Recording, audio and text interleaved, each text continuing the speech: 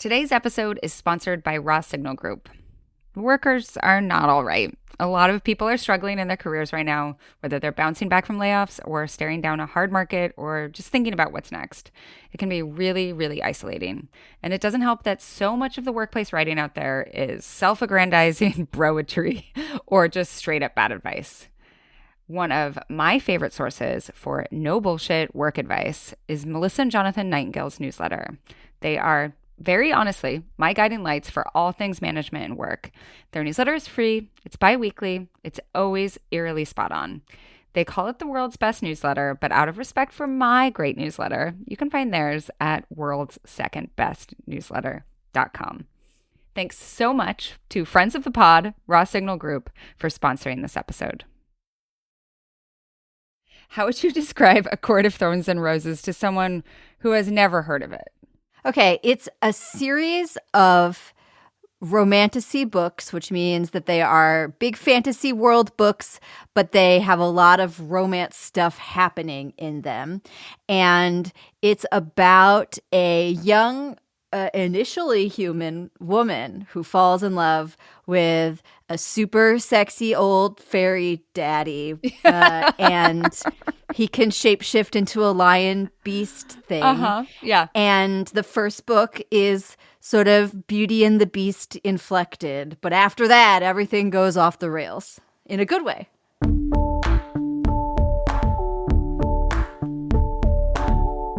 This is the Culture Study Podcast, and I'm Anne Helen Peterson. And I'm Catherine Van Arendonk, and I'm a critic at Vulture. And I am positioning myself right now at the beginning as someone who loves romance but does not consume a ton of it. And I think we can maybe unpack some of those reasons why as we go through. But I have been enthralled by various franchises over the course of the last however many years of my adult life.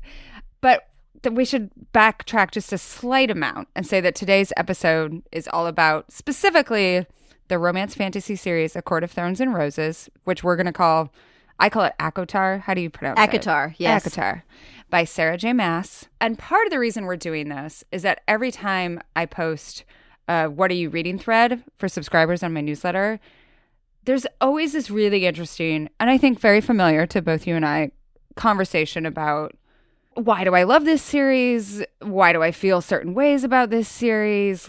Just complicated feelings about this series. I think a lot of affection for it, a lot of defensiveness, which makes sense, and a lot of ambivalence. And I think that leads me to how I have been describing it, which I think undersells it, but leads to interesting conversations. Which when people say, what are you reading? I say, oh, this fairy porn book, right? Which that, it is so much more than that. But I kind of like seeing people's reactions when I say that. Yeah. The TikTok preferred term that I see a lot is fairy smut.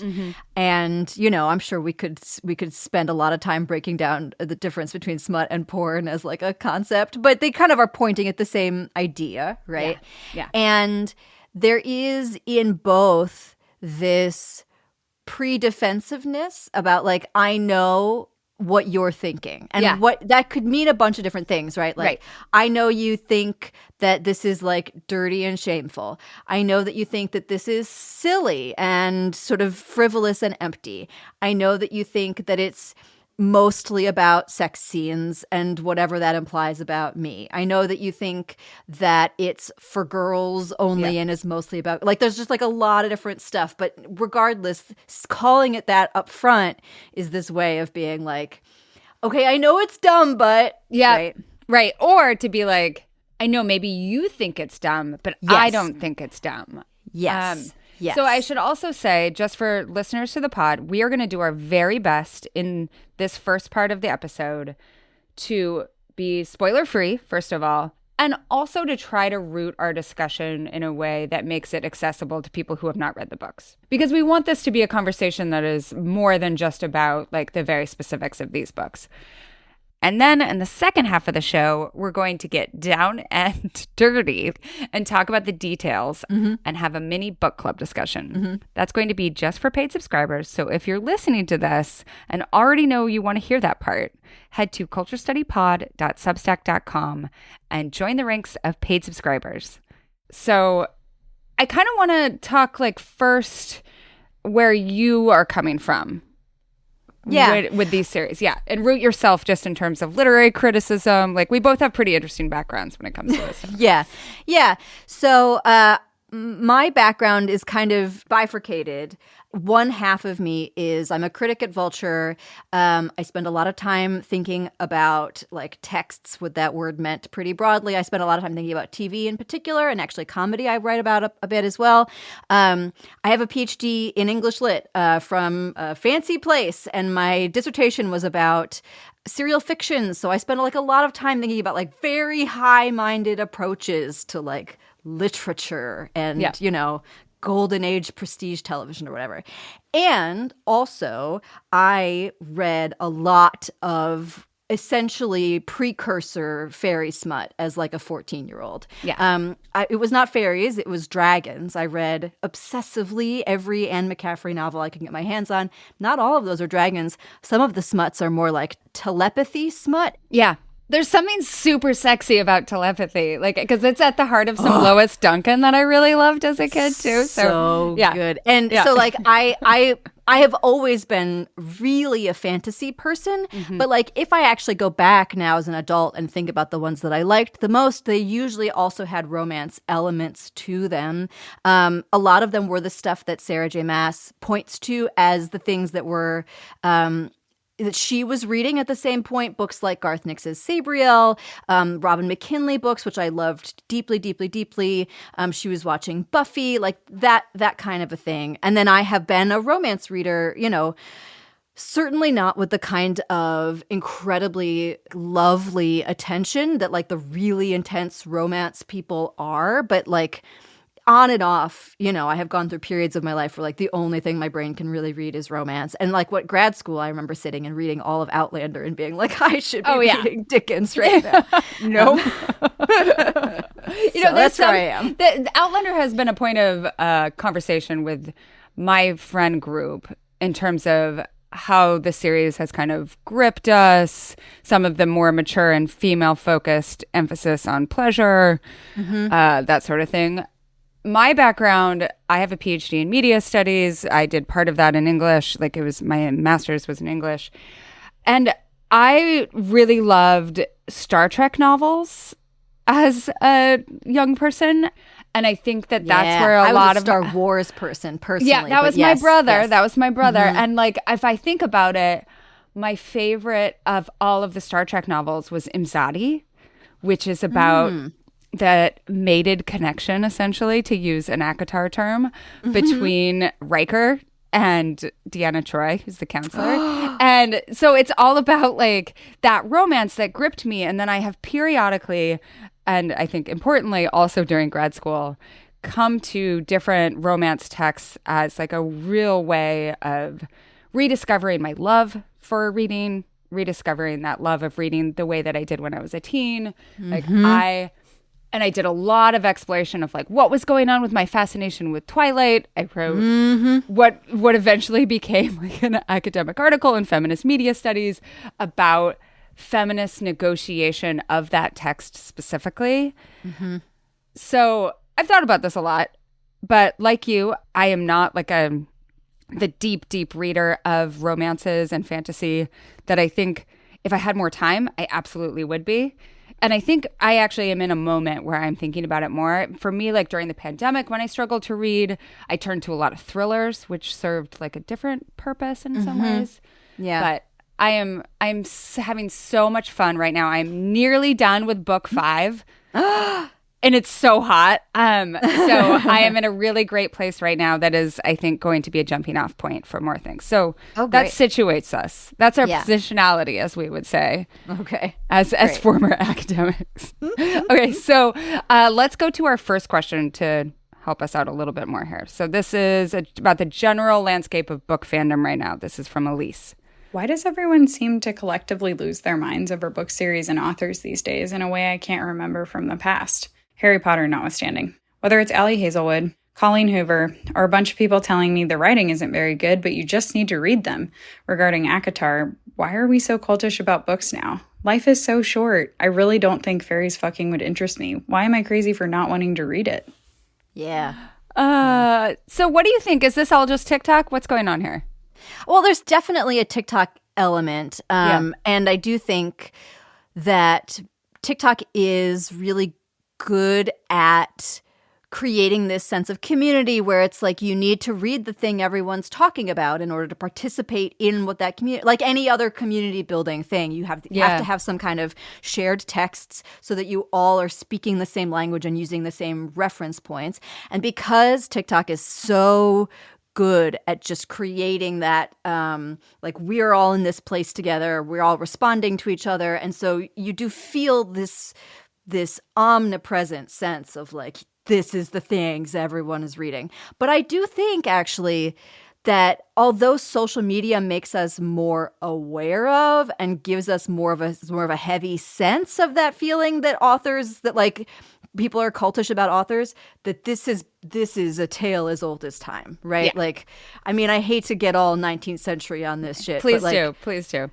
Like, people were absolutely losing their minds about Charles Dickens. And if you were not up to date on the old Curiosity Shop, then you were streets behind. And it was like he was the celebrity of the day. Yes. You know, like people have been like this about books since books existed. And I think although, again, in the same way that Instagram makes us feel like everyone else's lives are more aesthetically pleasing than our own, Book Talk makes it feel like everyone's reading all these books and we have to read them together. It's just the perception that is harder to deal with and not the actual cultishness of it. Yeah. I always tell people when they argue that like we are more into celebrity now, it's just that the ways that we are into celebrity are more visible. Yeah. It's not any different than the same sort of like fandoms that were around 20th century, like classic Hollywood stars, that sort of thing. And then the other thing I would note, though, is I think that books are coming out faster. And some of that just has to do with like we have computers. So it takes less time to type, right? Than like the speed of production that someone like Dickens was going through in order to get Although stuff that man out, right? could produce. But I mean, the other thing about that is like marketing, right? Our marketing cycles are much, much faster. Yeah. So it's not just that you can write books faster, but that the industry, because also writers get paid very little, and like you can't make a living unless you're actually writing many books in a fairly short period of time. So I do think that there's like a lot of different forces here that are kind of all colliding. Yeah. And I do think, too, like all social media does a very good job at making us feel bad if something doesn't seem interesting to us. And like, I would say that I also avoided this series. Like, Melody, our producer, told me about it a long time ago, and I saw various posts that were like, oh, I saw someone reading it in the coffee shop, like what I would give to be reading it for the first time. And because I had never like read fairy stuff before, there was something just about the idea of fairies that like was weird to me. As this person says, fairies fucking. And it's okay to not think that something might be your thing. I also think it's worthwhile to try something out. And that's, I came into this series thinking, I don't know what I'm going to think, right? I'm very open to what I'm going to think about this. And if I hate it after the first book, then that's enough. But I did not. So you wrote this great piece for Vulture about Sarah J. Maas in particular. So can you say a little bit about your theory about why people are specifically so into her books? Because it's not just this series. She has 2 other series. And why there is this, like, this perceived pressure maybe for someone like Elise to read them, even if she doesn't want to. Yeah, I mean, I think there's I mean, as with everything, there's several things going on here. One of them is there have been waves of romantasy authors that whether or not they have been marketed as such, which they really have not been until this point. Yeah. But like there are precursors and everyone just kind of quietly reads them and everyone goes like, that's my smut, and nobody pays attention to it. But but she was really just at an early but well-positioned point in this current wave of interest in them.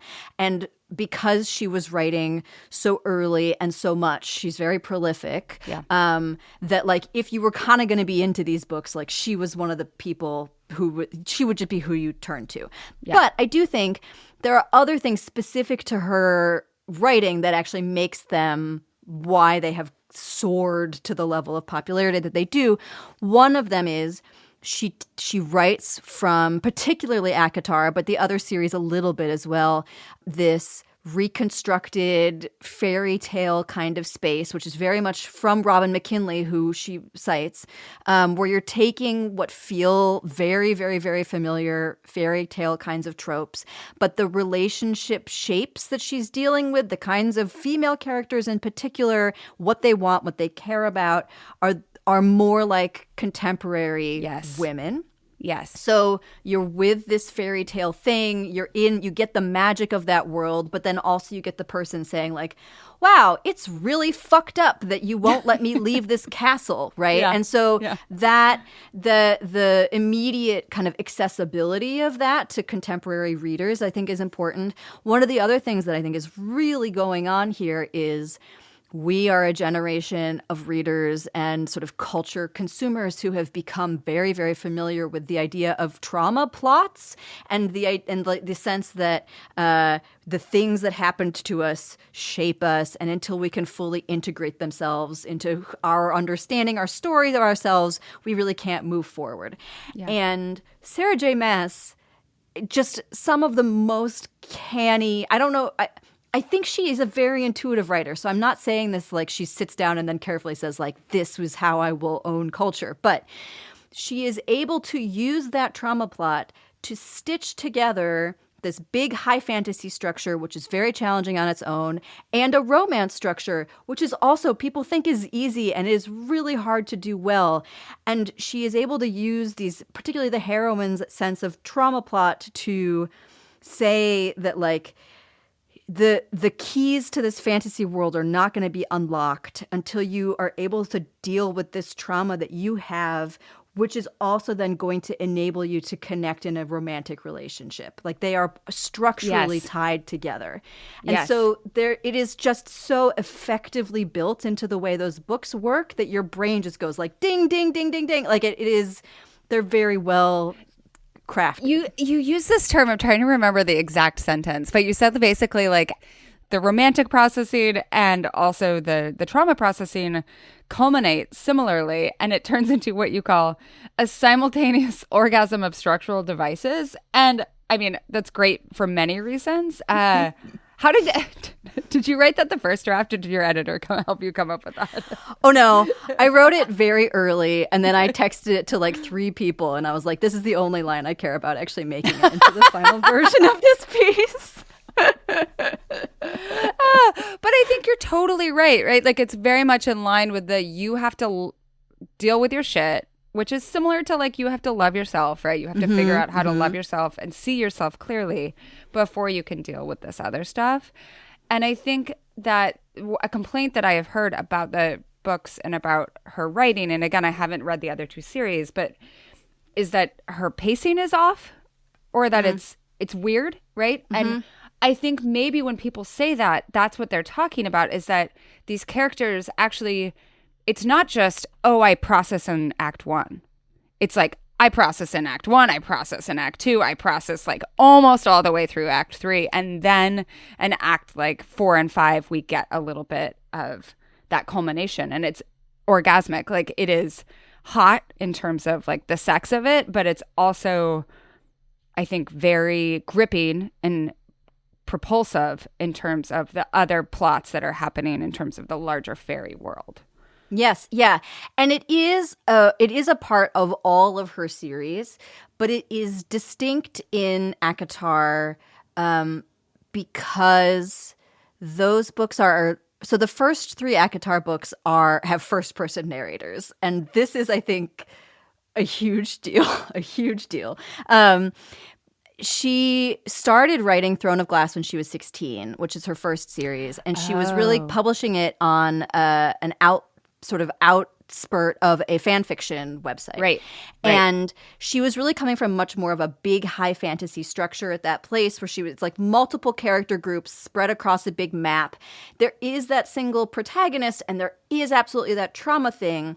But I think there is something about the first-person narrators of the first 3 books of ACOTAR that are better fit to the kinds of processing trauma plot structure that she has in those books.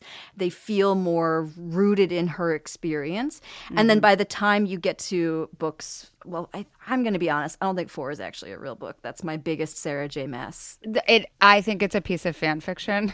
Maas Yes, as a book. it's a Christmas AU published Yes. as a But book 5, which there's a lot of feelings about book 5, which maybe we can talk about in the second half of this. Yes. But like that one's now you have a third person narrator, but you are already so rooted in this world from this like very bodily first person experience. Yes. And so that I think is also a big part of why I think ACOTAR actually works better structurally than her other 2 series, which have these third person narrators. That's such a good point. Okay, let's talk a little bit about this new word that people are using for this genre, romantasy. This question comes from Jen. What is the deal with fantasy romance as a genre? I'm thinking of A Court of Thorns and Roses and Fourth Wing. Where did it come from? Are these Harry Potter fans grown up and wanting erotica? So I think it's interesting that she comes out of the Harry Potter fan fiction world, right? Where there is a lot of erotic fiction happening. Yes. But then I also, and you point this out very deftly in your piece, like this is not the first time that romance and sci-fi or fantasy elements have intermingled. There's a great line in the piece where you're like, there's a difference between sci-fi and fantasy, but we could go there, but it involves talking about spaceships. So we don't need to. A whole different piece of tradition. And I'm willing. I was like, this is the one part I would love to fight with people about. Nobody came for me on how we define these terms. You did a great job of like talking that through. So what do you think about the current popularity of this particular genre? Yeah. I mean, as I mentioned before, I do really believe that there have been waves of some expression of this desire in like for decades. And women have been figuring out how to get whatever the closest version of fairy smut is since we had mass market paperback like publishing, right? Yeah. It is really striking how mainstream it is right now, how fully target end cap we are with these books that like if you were to actually flip through them, you would be like, oh, well, so okay, there's a lot going on in here. And I think it's a lot of different things. I think there is something about the fact that people can read books on their Kindles that has allowed people to feel comfortable reading the kinds of books that they might not otherwise be seen reading, I think, which was a sort of part of the Harry Potter thing. Oh, and 50 Shades too, right? And 50 Shades, absolutely. Yep. But also just generally that sense of like, it's okay to read YA fiction if you're older and like YA books with more adult looking covers on them. So people weren't like ashamed of reading them. I think there's that. I think there is a kind of the book talk element that we've been talking about, the pandemic element that I know a lot of us are kind of coming. Suddenly we felt like I can't read anything, but I'm stuck at home, and the only thing that can absorb me is something that fully takes me away. And so there's something about that as well. I have this other probably wrong theory, but I'm kind of fascinated by it, which is that nerd culture and the sort of mainstreaming of Marvel as the only shared text in pop culture happened about a decade ago, and it made the male version of like the thing you wanted to read when you were 14 into the most mainstream possible text. And so it is not shocking to me that it has taken a decade, but that now the version of this that appeals to women is suddenly marketed and everywhere. Yeah. And there's some old school, like, why do we seek out romance and fantasy? Because our world is broken. And where do you want to play out some of your ideals or experiments and what a different world could look like? Like, this gives us a tapestry to play in that space, right? Like, I can be like, oh, everything about our world feels like just really, really intractable in this moment in particular, I think, like politically, right? Both domestically and internationally. And so where can you imagine a different world? A world that has problems, but that like there is some sort of catharsis. There is possibility for change There are good men. That's, I think, a big part of this. And then also there are men who, and this is like the fantasy of one of our protagonists, there are very powerful men who also think a lot about structural changes that empower women. Yeah, these books are so much more about overthrowing authoritarian regimes than tends to get coverage, but they really are. Yeah, authoritarian, masculine, like patriarchal regimes, right? Like, and some of this I think can sometimes feel slightly obvious, right? Like, yeah. Oh, yeah. Our female protagonist is the first high lady.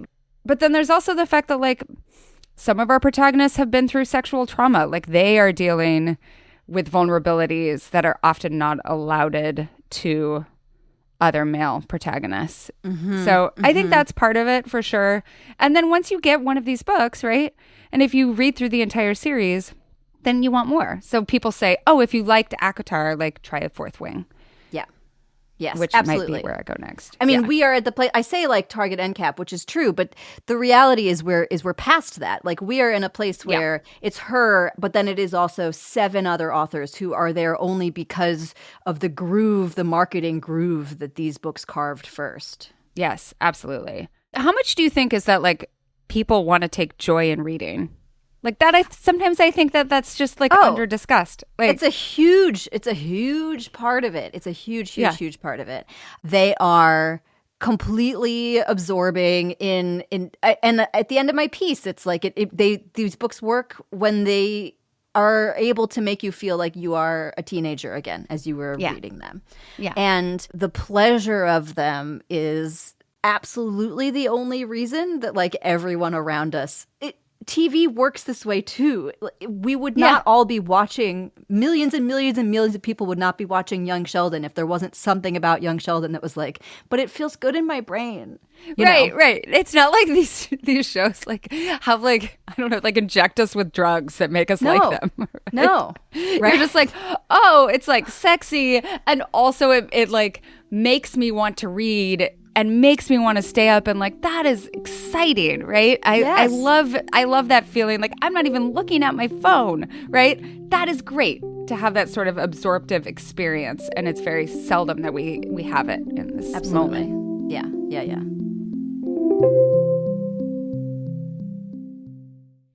If you're a leader at a nonprofit, you're asked to do more with less all the time.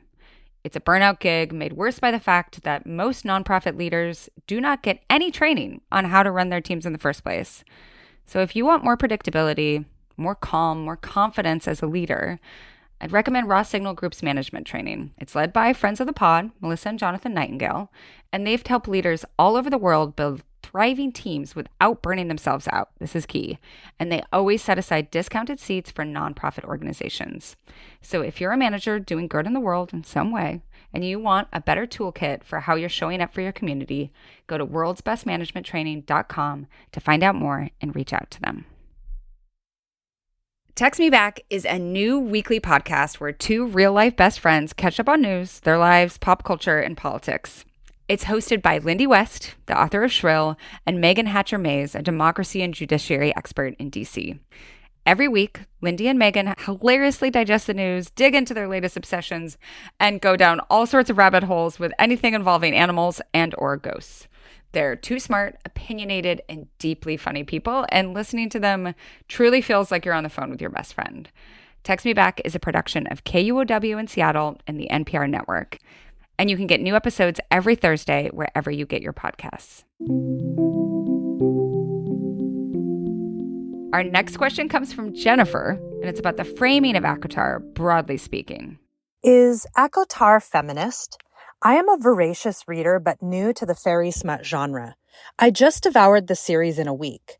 It was recommended by my college students from around the world, and while reading it everywhere, I found that everyone else was also reading it, including all the dental techs at my son's orthodontist appointment. I've never read romance that puts female pleasure in the foreground so unabashedly and focuses on egalitarian relationships. I keep telling my husband that I want the next book, the one where they're married and have kids and life gets boring and complicated, but still incredibly sexy. So, are the books feminist, or are they just incredibly for me, a white, cis, hetero, middle-class woman? I will say I was at the hairdresser earlier this week and I was reading it on my Kindle. When usually I just scroll my phone and I'm like, no, I'm bringing my Kindle. And my hairdresser asked what I'm reading. And she's like, oh, I'm halfway through book 2. So I had one of those experiences. And she said too, like, I'm not usually much of a reader, but me and another hairdresser are super into these. I think it brings us back to this moment that both you and I remember from, like, I don't know, 2008, 2009, when, like, the most popular thing that you could ask a female celebrity was, are you a feminist? Right? Like, does it, on another level, like, does it pass the Bechdel test, like, which is a test to see if, like, two women talk to one another about something that isn't a man? Is that the wrong question? Is that an interesting question? What are your thoughts here? I mean, I am a believer in feminism, so I think it's a useful question to ask in the same way it's a useful question to ask. Like, the kinds of messages that we get from books are always worth probing, right? Yeah. And I think there are elements actually of it that are starkly unfeminist, particularly in book 5, which I am ready to fight about as soon as we possibly can. But I also think that in the same way that we turn to fiction, especially to create these playgrounds, as you were talking about, these kind of escapist places, where what's happening is not necessarily that we are reading some kind of tract about how we should be living our lives, but instead we're playing out various fantasies of who we are, what we like, what we don't like. I mean, the internet is chock-a-block with people calling these books problematic. And they are. Like, there are so many places you can point to if what you're interested in is thinking about problematic elements of these texts. People point to race things. People point to feminist things. People point to gender trope things. There's just endless. Yep. Also, people find it like age gap things. She's 20. He's 300. What do we do? Right? And like, yeah, that's very problematic and also very sexy. And also a lot of the things that people find sexy and interesting to think about are like not great from a feminist perspective. And like maybe that's worth thinking about for ourselves. And also the things that we know are taboo are also things we're interested in. Like it is so much more complicated than a sort of check mark yes or no situation for these, but also any fiction. Yeah, to me, it seems like something that is going to be fascinating to look back on by scholars at some point in the future as a means of studying a particular understanding of what feminism looks like in this moment, right? For sure, yeah. Because there's a lot, I mean, it's not a pure reflection by any means, but it's a refraction, both in terms of like the way that the sex unrolls, the way that desire unrolls, the way that like power is accumulated and distributed. All of those things are really interesting. And so for me, I think like that's why I said, is this the right question? Like, I think Sarah J. Maas is a feminist. Like that is not like a question for me. The way that she is writing these books, it's woven through all of the fabric. Is this something that, like, to me, it underlines that feminism is constantly under negotiation. And I don't think it's just for middle-class white ladies. What do you think? I mean, the fact of feminism being under negotiation is, I think, true for everyone and for men as well and for everybody. Yeah. Whether these books are just for middle-class white ladies is, I think, a different question. I don't think they're for just middle-class white ladies, but I do think they are produced almost entirely by middle-class white ladies, which is not, you can't be dismissed. Now, that's not complete. Like, there are absolutely Black women who write romantasy. There are all kinds of people who write romantasy and read romantasy. But absolutely, like, the levers of capitalism have only raised up the white ladies. So there is a bit of an echo chamber that probably is happening between author and reader there. But as far as whether the thing that the actual text is only for middle-class white ladies, I mean, first of all, I know so many gay people who read these books. So, like, it's not just straight cis people. Yeah. Right. Totally. Yeah. I think sometimes if you are reading it and maybe your friend group is reading it, it's easy to think that you are the only people reading it. But, like, I think that the appeal goes much much broader. Yeah. All right. So next question, and this is where the comments get heated in the newsletter. Let's hear from Molly. Why is there so much judgment about reading romantasy like ACOTAR or Fourth Wing? Shouldn't the definition of a good book be based on what brings a reader joy and captivates their attention and imagination? Hoofda. I mean, this is a long, old conversation, right? Like, and we should say, just by definition, Fourth Wing is another popular romantasy series by an author named Rebecca Yarros. So I think so much of this has to do with like feminization of the genre, like association with mass market paperbacks, like all of those things, and some discomfort, as you mentioned, that now these books are being more openly consumed. Yeah. And part of the discourse. And it's also, I think, it's not cool to shame people about reading them anymore. And so some people who still have those internalized shame mechanisms are grappling with those feelings. So what do you think? Yeah, I mean, all of that is happening here. It also reminds me of like a TV academic conference that I was at. This was, I think, in 2010, where it was truly like, why are we all talking about Mad Men when we should be talking about the thing everyone's watching, which is Big Bang Theory? But nobody wants to talk about Big Bang Theory, do they? And just the way that we as a species are obsessed with creating these hierarchies of taste and class in the media and the culture that we produce. And the only way that we are able to have any kind of sense of who we are is by saying we're not them. Yep. And there's like just all of that is happening here. And the shame comes out of all of the things that you were talking about, the sexiness of them, the sense that only women read them. The genre fiction forever has always had this sort of lesser than status than fiction that is realist, that sort of purports to represent the world as we live in it, which is supposed to have a better and more valuable way of reflecting who we are as people.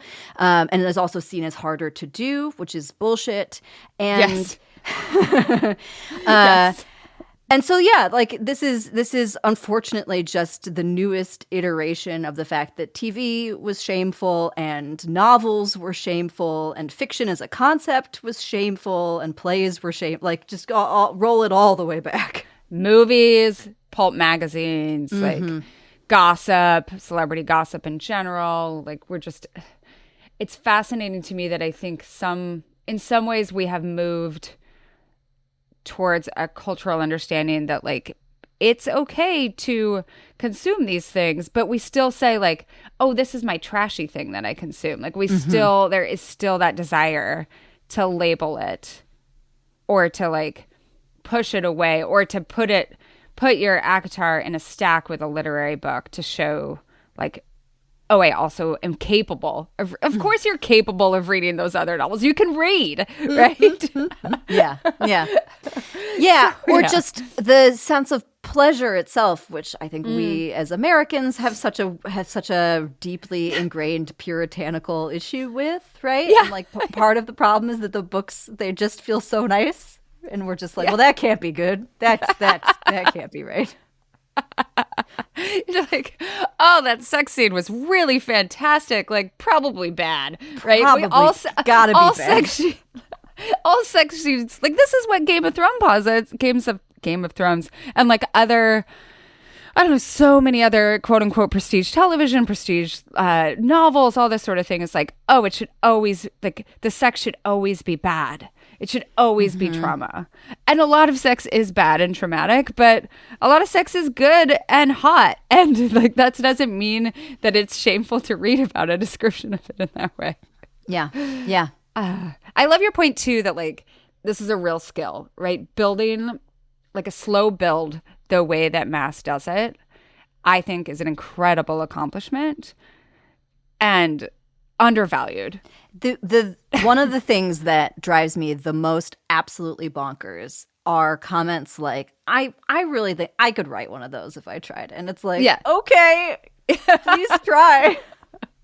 And, you know, like, as I've been reading, I've been texting back and forth with Melody about some of, like, the language tropes that come up again and again, like the watery bowels, like whenever something's scary, her bowels turn watery, which sounds disgusting. And, you know, I love that the beginning of your piece, you take a sex scene. you like put the sex scene at the beginning and you're like, you know what? Like every sex scene, basically in any capacity, but especially in one like this, like it sounds ridiculous. Yes. Like it seems so weird. Like there's talk about wings and like there's a weird innuendo and all sorts of things. And like they're growling at each other. And these books tend to get reduced to this sort of out of context sense of like, it's fairy smut. And you're like, yeah, but any romance novel, even the hottest, best written romance novels, you take that sex scene out and you're going to be like, that's a stupid word for penis. You know? I know. Or even like I think of something like Normal People, which is a very quote unquote literary book by Sally Rooney that also I think has hot sex in it and also a lot of trauma. But if you take out one of those sex scenes and just put that on there, it's going to sound weird too because sex is weird. Yeah. Like describing it, you have to have it contextualized within the romance itself, I think. Yes, in order for it to like absolutely. function. Yeah. If you've read ACOTAR, you know that there is so much more to talk about. If you want to listen in on the mini book club discussion we've had about the characters' personalities, about Sarah J. Maas's writing style, about female pleasure on the page, about what to read next, that's the best part, head over to culturestudypod.substack.com and become a paid subscriber. I cannot tell you how this like lived up to all of my expectations. It was fantastic. Yay. I really, I recommend people go and read the piece and also just read all of Catherine's writing. She's one of my favorite. You are one of my favorite culture writers. So it was just a real pleasure to have you today. If people want to find more of you on the internet, where can they find you? I am on Blue Sky, I guess. That's kind of where I've been hanging out recently. Yeah. I also have an Instagram, a work Instagram that I don't update all that much. And you can find me at vulture.com. I had a piece about why Bluey makes grown-ups weep recently that you may enjoy. Amazing. Thank you so much. Oh, it's my pleasure. What a fun time. Thanks for listening to the Culture Study Podcast. Be sure to subscribe wherever you get your podcasts. We have so many great episodes in the works, and I promise you do not want to miss any of them. If you want to suggest a topic, ask a question about the culture that surrounds you, or submit a question for our subscriber-only advice time segment, head to culturestudypod.substack.com. We are currently working on episodes about online shopping culture, Sephora teens, the British royal family, but like in a smart way. So if you have questions related to those, we want to hear them. culturestudypod.substack.com is also where you can support the show and get bonus content. It's $5 a month or $50 a year, and you'll get ad-free episodes, an exclusive advice time segment, weekly discussion threads for each episode, and a link to a special Google form so that your questions go to the front of the line. If you're already a Culture Study newsletter subscriber, you also get an incredible deal. Search your email for the Culture Study podcast code, or if you can't find it, just email me. The Culture Study Podcast is produced by me, Anne Helen Peterson, and Melody Rowell. Our music is by Poddington Bear. You can find me on Instagram at Anne Helen Peterson, Melody at Melodious47, and the show at Culture Study Pod.